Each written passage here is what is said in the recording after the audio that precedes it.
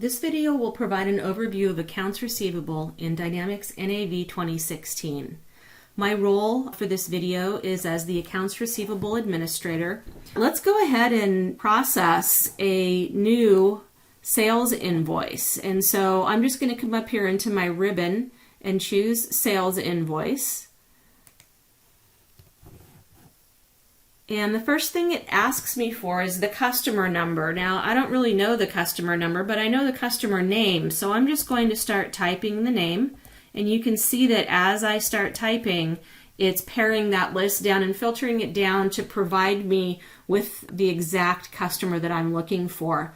Keep in mind that users can define what field it uses to search on. I'm using the customer name. You could use the number as well. I could also have just typed in the number if I wanted to, but I chose to do a search. Now it's coming up and telling me that I'm over the credit limit because my credit limit is 0 and I've got a balance on the account here for Coho Winery. There is an issue with credit. I can say, do I want to record the transaction? No. I'm going to go ahead and say yes and let it go ahead and let me continue. One thing that you may wish to do is if your customer provides you with a purchase order number for the particular sale that you're recording, you can go ahead and enter that here. Now, this particular scenario is the recording of a sales invoice without a sales order. So this is a scenario where you're not shipping anything. We're just going to record an invoice. So I've completed the header portion or the general tab, and now I'm in my lines and it's asking me for a type. And there are a number of different types of lines that you can record in NAV. Probably the most common is general ledger account when you're talking about a sales invoice.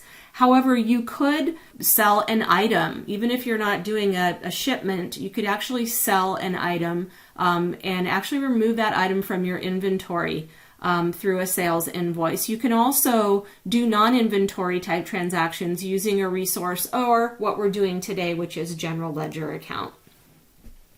And once again, I do not know my account number, so I'm just going to start typing. And there's the revenue account that I want to pick, so I'm just going to go ahead and choose that. And I'm going to go ahead and record a $300 invoice. Notice my division and department codes have come over from my customer and been entered automatically on this line. So that's the value of setting those default dimensions on your customer. All that information will come through automatically. If you have additional dimensions, you could record those as well. You can add additional lines. You can have different types of transactions or different types of lines on a single invoice. So I could have a GL account and then I want to sell an item. I could go ahead and do that as well. So that's all I need to do for this particular invoice. At this point, I can go ahead and print it out if I want to and provide that document to my customer. I'm just going to go ahead and post this invoice. And what's going to happen when I post is it's going to go ahead and update my accounts receivable. And on the general ledger side as well, it's going to debit my receivables account and then credit my revenue account as I've indicated in the lines.